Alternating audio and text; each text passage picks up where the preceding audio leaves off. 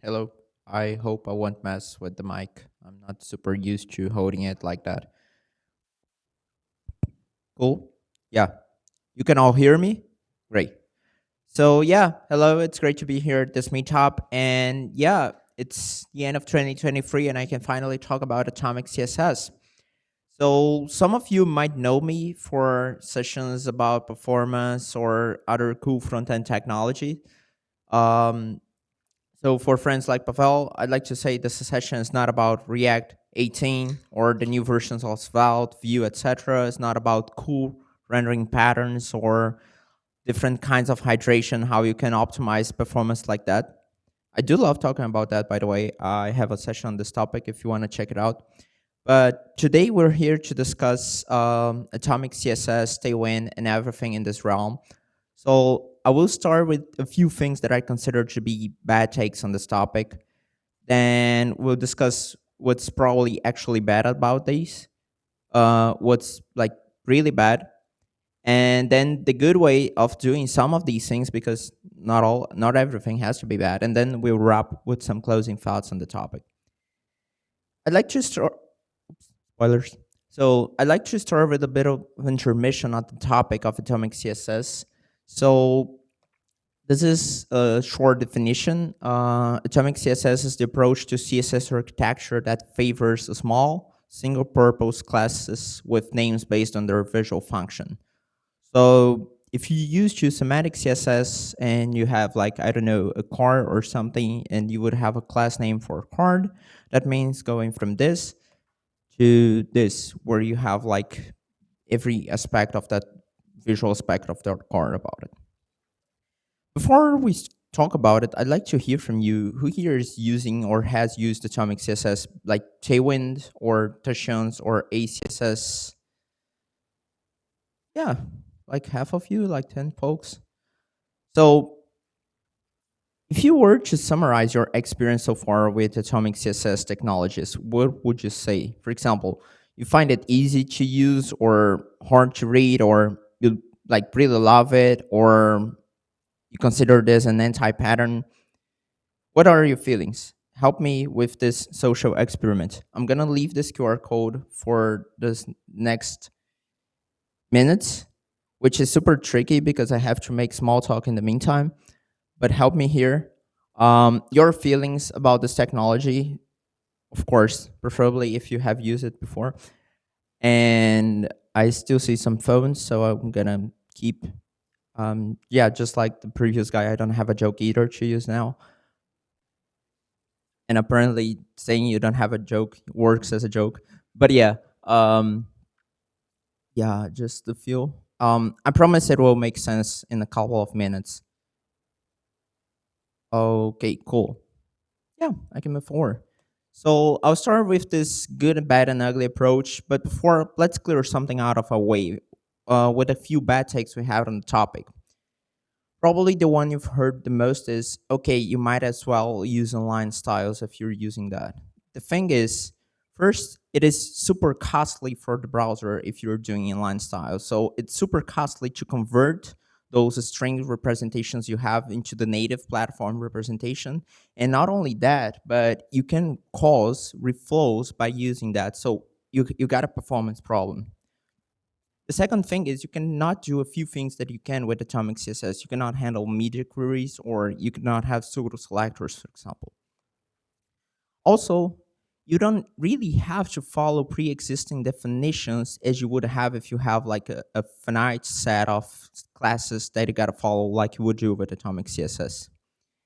Because that's usually what you have. Those utility classes you have, they expose a very well-defined set of APIs that you kind of act like your single source of truth for styling. Second thing it bloats your HTML. But nowadays we do have algorithms for that. Things like gzip or the deflate algorithm, they handle things like duplicate strings and things like that. So you're not having a specific performance issue because of that. Also, on the other side, the more you have a selector repeated throughout your style sheet, you have your browser doing more work. So it can actually improve your performance in that specific sense. And then another super problem one. What about separation of concerns? So I think that it's important that we see that when we're doing atomic CSS, we have style composition happening in the HTML, yeah, but we're not using style aligned with those attributes. So what happens is we have pieces that are assembled from a style sheet that is written in CSS, and our HTML is just like the consumer of this very well-defined API that we got. And overall, most of the criticism I see around this, they come from a very, very extreme vision of what separation of concerns actually is.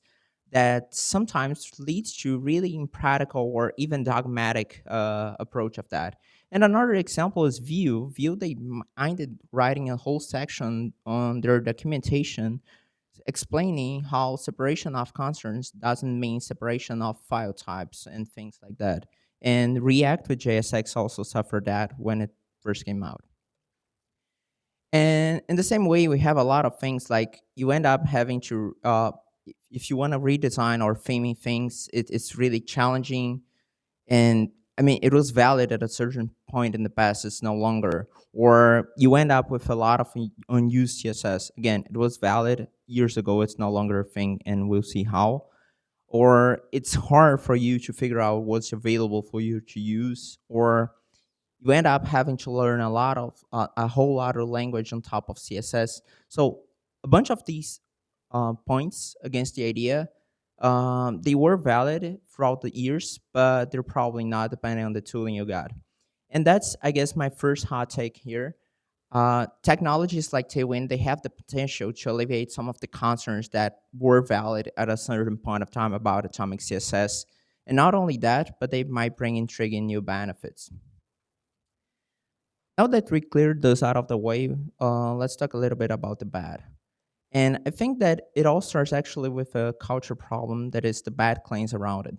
So if you check the first post on the idea, this was back in 2013.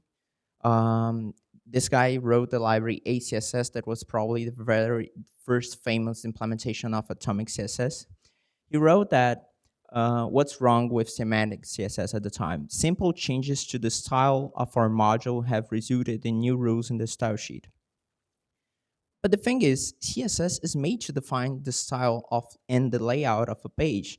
So if you're modifying the appearance of a UI element something, it doesn't mean that you necessarily need to create a rule. And if you do, it might also be fine. That's the whole purpose. And moving forward, for example, Tailwind, I don't know if they still got, but at least a few months ago they had rapidly build modern websites without ever leaving your HTML. But I think there's a dangerous assumption here. If you're switching, that is, switching between HTML and CSS all the time is a pain, and it doesn't have to be. And actually, I think that what's happening here is if you're tweaking your markup constantly to when you're working on appearance, you might have some design issues with your code, but those are not inherently a problem with HTML and CSS. And it goes on, like with Max stuff, like best practices don't actually work. So I think that the problem starts with the bad claims that the community have made, including the Atomic CSS community and later on the Tailwind community and so on. And overall, I feel like there's this popular belief that Tailwind is the future of development in general. And if you're not doing it these days, you're just doing CSS or styling wrong. That's super bad. The second thing is the kind of locking you end up with. So let's do this mental exercise that we're migrating something from semantic HTML, CSS towards Tailwind. So what we would do is we would break our compound semantic classes into smaller atomic utility classes that would have like single responsibilities. And that's pretty much the whole process. I'm not saying it's like not complex, but it's a fairly easy thing to do. And that's why you have automation tools for that. Winty is one example that it goes through your code, your semantic code, and it breaks into atomic CSS classes using Tailwind. So it's something you can automate. You can write a compiler for that. But if we were to think of the opposite, like going from Tailwind into semantic or semantic HTML plus CSS, it's kind of hard to picture a tool that would do the opposite as the tool we saw, because we cannot really build something more complex if we don't assemble these pieces by hand like we do when we're writing Atomic CSS. So I dare to say that you can only realistically think about converting Tailwind into some other kind of Atomic CSS framework like Tashions or whatever. But it's really hard to picture to like an automated one, be it a compiler or whatever, that would do the opposite. And because of that, you end up with this thing that moving to another framework or CSS strategy, etc., requires a very, very considerable amount of refactoring. And I know that it's not like we are on a daily basis swapping our CSS frameworks and technologies. But if you're thinking about some application that you're gonna have to maintain in the long run, that's something you gotta consider. Third item is more Tailwind CSS specific, but it does apply to some other tools. And it's this thing that you will, not by definition, but you almost end up with some missing key CSS features. So for a couple of years, that was the case for pseudo elements. So almost 2 years after the initial release of Tailwind CSS, they still lacked pseudo elements, which is something really basic in CSS and we tend to use a lot. Nowadays, they have it. But for a while, that was the problem with background gradients or animations, and now it is with new selectors like is and where, or new functions like min, max, or pretty much any other bleeding technology you got in CSS. You will always have this delay until you get them. And of course, that also applies to any other technology like a CSS preprocessor. And the last bad topic that is super specific to Tailwind is their class detection mechanism. So the way Tailwind works under the hood is it doesn't parse or execute any of your code. So what they have is just a bunch of regexes that will extract every single string that could be possibly one of their defined class names. Because of that, it will only find classes that exist as a complete unbroken strings. And that's why you cannot really construct class names dynamically, which is a fairly common practice in frameworks like React or any other stuff. That's, by the way, one of their official recommendations in the docs.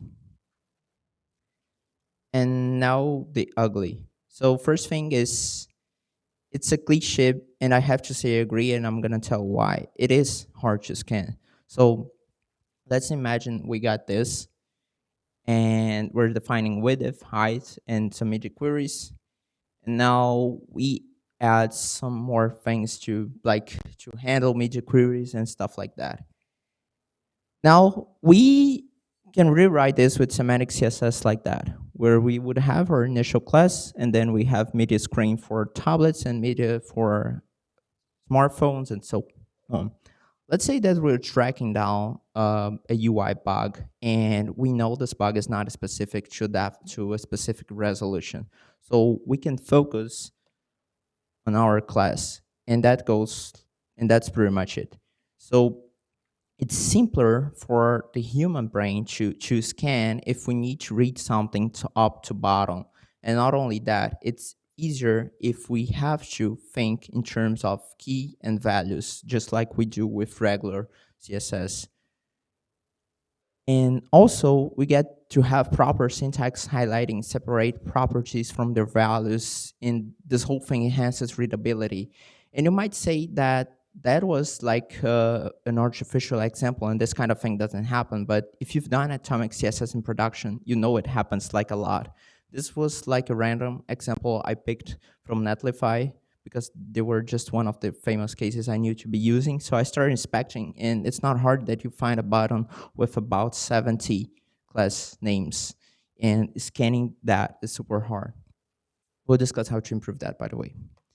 The second thing, and that's one of the things that hurts me the most, is what's like an encouraged tag soup. So and that's not a Tailwind thing, but with Atomic CSS in general, the focus is on the classes, not on the markup. So it is not like Tailwind is promoting ugly HTML, but with Tailwind and technologies like it's really simple that you just keep throwing divs at your code and structuring your code around divs, and you don't really have to care about the meaning. And of course, again, you can do things the right way, but it's just easier if you don't, and it works fine. And this is so inherited with the whole community that if you use this is Tailwind UI, which is their paid UI kit. If you check the markup of so that's official and it's paid. If you check the markup for a footer, a simple footer that you can see there, and you inspect it, it's super complex and super bloated and not semantic. So if I were to come up with a hot take on top of this, I think that you do have a problem when you think in the CSS classes first instead of starting with the markup and working your CSS from there. And I think that tools can make it easy to do a few things in the wrong way. And I think that's what's happening here. The approach makes the poor semantics the easiest path. I saw this guy the other day, and I think he summarizes really well with the problem is this: I need somewhere to put my classes, let me add a div mindset.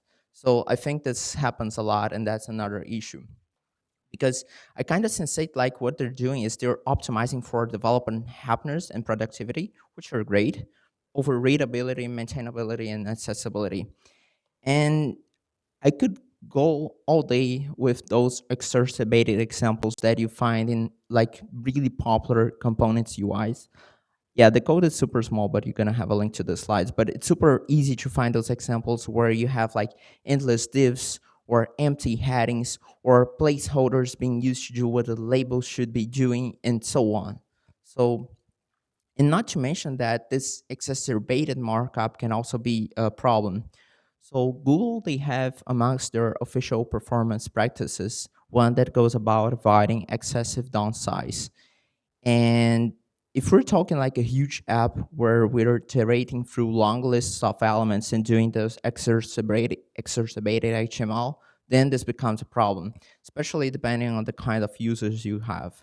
So it's super insane when we check things like the performance inequality gap. This is a study that's published every year that has to do a lot with like what is the computation power of devices on the world. And it's insane when we check other parts of the globe like Latin America, Africa, Southeast Asia, and stuff like that. So depending on your user base, this kind of thing do matter. The first thing is, and I feel this a lot as a developer, what's the developer experience in general? And the first thing is, I find it hard to find components. So, for example, let's say we're troubleshooting like a really harsh code base. It's really important that we can narrow down which component is affected by the problem we're trying to address. And when we have a close mapping between the name of a component and its class names, it's super easy to find that quickly. But here, in again, not a Tailwind thing, but Atomic CSS, we have two options. Either we know very well this particular area of the app, or we query things via strings. The thing is, for the first one, not everyone on a team necessarily knows is super familiar with a component in the code base, and think like enterprise scale code bases or people who just joined the company or just joined the team, etc.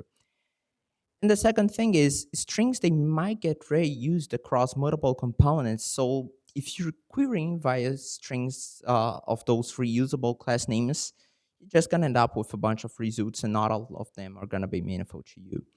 So overall, I feel like it's super hard to determine where a module ends and starts. Again, doesn't happen always, but it's something. And there's this post published way before Tailwind even existed. And this guy at the time, he was criticizing some points with ACSS that was the popular Atomic CSS at the time. And he also raised how complex it was to query for those classes. And the second thing is not only it's hard to find, but it's also hard to tweak CSS. So again, if you're working on a bug, making style tweaks through dev tools is like really common and really handy. But here, you need to give each component a new class name and use that as a selector. Or you can use inline styles, but then you won't see your changes reflected throughout the whole, all of the occurrences of that one component. So overall, on a daily basis, like trying to address this kind of thing is hard. And I'm not here only to this on Tailwind. So I'd like to say that a few things that are hard and not ideal, but they don't have to be like that. And I'll start with probably the most obvious one. So if you're concerned with Atomic CSS is that you end up with unused styles, you might as well consider on-demand generation.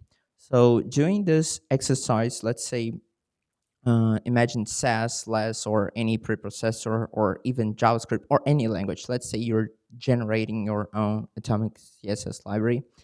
Here, I'm iterating from 1 through 10, and I'm going to end up with merging utility classes. The problem here is I have a huge gap in what's generated, scanned, and purged. So I provide a lot of CSS. Some of CSS isn't used, and also, I ship some CSS and I have some CSS that is wasted. So we do have a necessary computation of things that are generated but not used. And in the end, we might still be unable to satisfy all of that that is used in our app. So on-demand generation goes like that. So we scan the CSS that are being used and we generate only that on demand. That's something that's been available in Tailwind since version 2 as a feature flag, what they call just-in-time engine. And Tailwind 3 just brings this out of the box. And also other ideas like Uno CSS, they just bring it. But if you have your own in-house Atomic CSS solution, like that was super common a couple of years ago, or if you're still using like really early versions of Tailwind in the legacy code base, you definitely might want to consider that. The second thing is please be aware of apply. So the apply directive is something that's been disencouraged even by the creator of Tailwind add-on.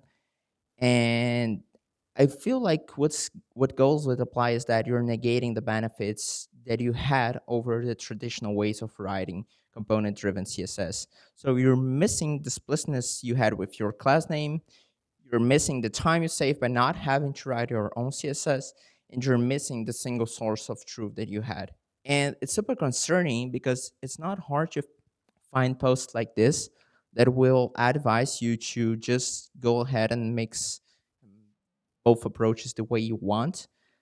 So if you never used apply, think of it like this. So where we would have our utility classes like background and padding, etc., we would just add a semantic class card. So yeah, you got extremely destructive potential because first, it's really used that you use your classes as an escape hatch to undo the rules you defined before.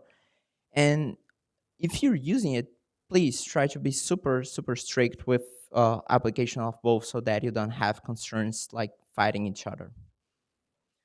Third thing is type safety. So I've noticed like this has always been an issue for a lot of people. To adopt Tailwind or any Atomic CSS solution is missing the type safety you would have with CSS and JS or UI libraries like Material UI and that kind of thing. Thankfully, nowadays we have solutions like Typewind and Tailwind CSS class names that they brings the like traditional benefits you would expect with TypeScript, like having like zero runtime costs, adding type safety and auto completion, all of that, and also no need for extra extensions because you're just doing TypeScript in the end. And of course, the most important thing, catching errors at compile time, which is amazing.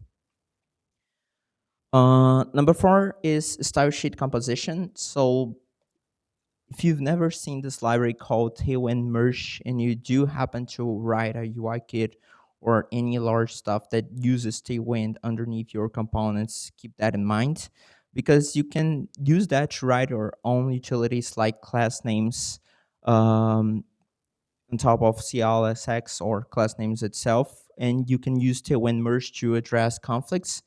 And then you can just use that within your components that get a class name and use other Tailwind or other Atomic stuff classes. And if you have more complex use cases, you might also consider CVA, that is class variance authority, Basically, you can write whole spec. Yeah, I know it's super small, but you can write whole specs of components defining different props. Let's say a button. A button might have its size, which can be small, medium, or large. You can also define if that's like a square button, a round button, etc. You can also define your default variants. For example, if no props are passed to this button, just make it default, medium, and round. And then you can pipe that in your component of your internal UI kit or whatever you're building, so that you pass class name equal to button variance coming from CVA, and it will resolve all the props. Using the props you passed, it will use the correct class names. And as you probably noticed, it is a lot about tooling. So some of the problems we discussed, like the readability and etc., they're not 100% addressed, but they can improve a lot if you're using ESLint plugins or even Prettier for motors, etc. Also, the things we discussed about accessibility, you have nowadays really good open source stuff. For example, mixing Tailwind CSS with Radix or other accessibility driven UI kits that you can use. And you can also, if you have accessibility built in your process, you can, for example, use tools like Xcore, JSXLE, etc., to catch errors in your build process and even integrate that in your CI with Xlinter or something. So if you're concerned that leveraging class names will make your code like less accessible because people would just not care, add automation tools to avoid that and catch errors as you write your PRs. Of course, nothing's perfect, but and the right flavor of CSS for you might be what's called Atomic CSS in JS, which is like a mix of both ideas. One brief introduction I like to this concept is this post that's called the shorthand longhand problem in Atomic CSS. And the author makes the point that Atomic CSS in JS allows you to write styles in this familiar monolithic way, but also get Atomic CSS out. So you're increasing reusability and decreasing the final bundle sizes and etc. I myself never used a lot of Atomic CSS in JS in like actual apps, but you do have interesting use cases from both Meta and Twitter. So Nicholas Gallagher from Twitter, he has presented about their Twitter in-house solution. And Meta also has their internal Atomic CSS in JS solution that was never open source, but rumors says that it will be one day. And also, you have a lot of really famous libraries like Styletron, UIBox, Fella, Stitches by the same creators of Radix and others. Well, so finally, a few closing thoughts on top of all of that. I think the first thing is it's also common that amidst all of this discussion, we see posts like this, like Tailwind CSS, Atomic CSS, Semantic CSS, whatever. Just use something, and your users won't care if the app works. But the thing is, it is also not super hard to find posts like this one. This post is a really interesting case where they had some like considerable amount scale app, and they switched it into Tailwind, and for various reasons that are described in the post, it just didn't work for them, for the team. And what they did was they were switching back to the semantic CSS approach they had in the past. So they even explain how they track the whole progress, undoing, tailwind, and etc. And in the same way, there are tools like this. This is called Vanilla Breeze. And if you remember what I said, it was super hard to picture a tool that would do the opposite. So this guy was so mad at Atomic CSS that he decided to try to write a compiler that would do the opposite and transform Atomic CSS into semantic CSS. So yes, it is just a tool, but choosing the right tool can be a huge difference. And if it did not work for some people, there could be good reasons behind it. So your users might not care, but it's important that you care picking the right tool. The second thing is this cliche that the solution to the problem only changes the problem you have, and that's mostly true not only for styling but for architecture and performance decisions and etc. And that's why it's important that you always think about trade-offs.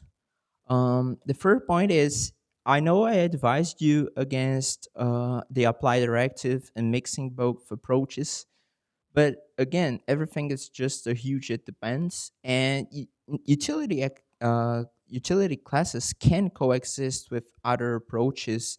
And for your specific case, the sweet spot might be a mix of both. And a good example is Bootstrap. So in the recent years, Bootstrap just started to add traditional components at the same time as having like utility classes as they always had.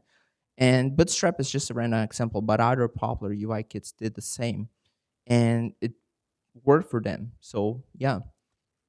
And another point is, I think that Tailwind, just like a lot of technologies, they all suffer from people thinking that they apply to all projects, and that's just not true. One good example is, I remember years ago seeing a lot of people complaining how Tailwind wouldn't properly work with their implementation of web components like lit HTML and things like this. But the thing is, the whole idea of Atomic CSS goes against settled on. So people are trying to, and by the way, these days it is possible to have web components in Tailwind, but people are just trying to make something happen without a good reason. So yeah, it doesn't have to fit all the use cases. And the number five is this. I like this quote by Guillermo, the CEO of Versal. He said that the most successful technologies of the web in recent years, and he mentions React and Tailwind, started out being dismissed on the basis of syntax aversions and not separation of concerns. And I think that JSX back in when it was out there, it created a similar feeling amongst developers in the whole world. It was against so many best practices at the time that people never considered it a good idea. I myself had a huge barrier for doing JSX, and nowadays I cannot use something that's not using JSX. And I will try, fingers crossed, to. Oh, so those were your answers. Um, Hard was the most voted thing.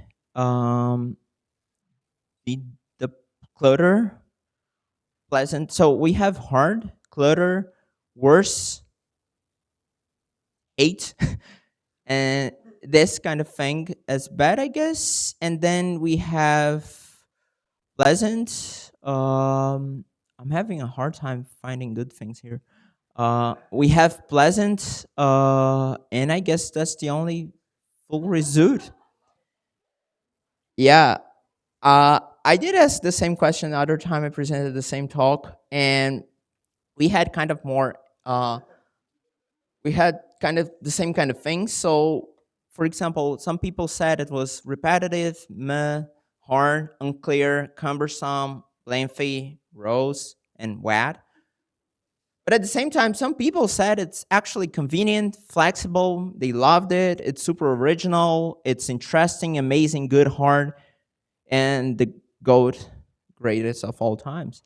So, and just like what we saw here, it is not hard that we find the same thing online. People will make memes, and people will even make you feel bad about a certain technical decision you made in your project or your team made. And I guess that's the most important takeaway from the last 40 minutes. There's this emotional facet to the developers' tech choices, and people get attached, and you got this scoring passion that everyone else, including psychologists, would just face like team identification. But we try to justify tech choices using this, and that's terrible, in my opinion. By the way, that's me. I am Matheus Albuquerque. You can find me everywhere as White Combinator. I'm a senior software engineer at Medallia. I mentor students at Tech Labs, and I'm a Google expert in performance. The links for this session and other sessions I got mostly about performance and internals of tools you can find in this QR code. Thank you for having me. If you do have questions, I guess there's this little thing. There's the cool mic that you can throw around, and I'm gonna be around for beers. So thank you.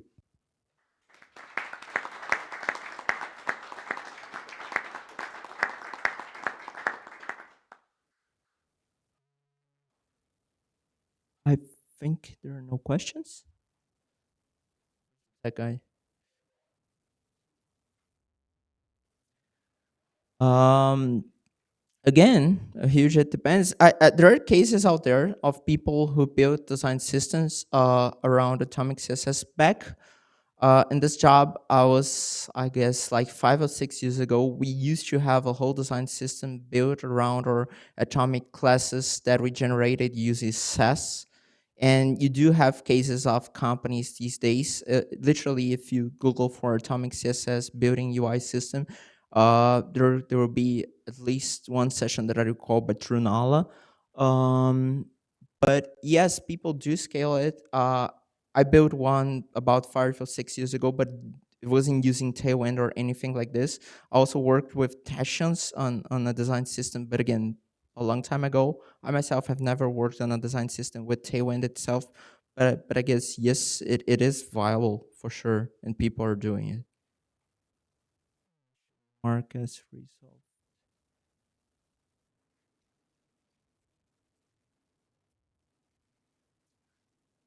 Not everyone at the same time, right?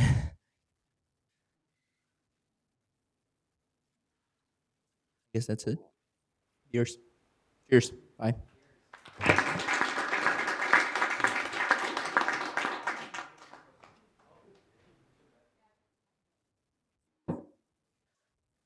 If wisely used, see, just this huge it depends. Is there any best practice design system based on the Atomic CSS? Big company. Yeah, I don't recall any big company. To be honest, I agree with the very first sentence. Yes, this if wisely used. So I guess it takes back to the point of having tooling. So if you got proper tooling to ensure a lot of things and you're not missing the whole idea you had with Atomic CSS, then yes. Tailwind, not only so does Tailwind UI thing, but they're now working on something else that is like the successor of Tailwind UI for companies that are willing to adopt Tailwind as their design system tool. So yeah. But yeah, back to the question. I don't recall any big company having a design system based on Atomic CSS. But I guess especially the ones with legacy code bases using CSS preprocessors like SAS or LES, etc. I hardly doubt that they have design systems where at least one portion of them is not using Atomic CSS. Because the thing is, we're addressing Atomic CSS as it is brand new science or as it Tailwind created it. But it's actually way before Bootstrap. We used to have our reusable snippets that we would share. I don't know, to handle margins, to handle paddings, spacing, that kind of thing. So the idea of Atomic CSS has been there for definitely more than a decade. So I would be surprised of big companies with legacy code bases that don't have any way of Atomic CSS. But if you mean recent tooling like Tertians and Tailwind, then I'm pretty sure they exist, but I don't recall any case right now.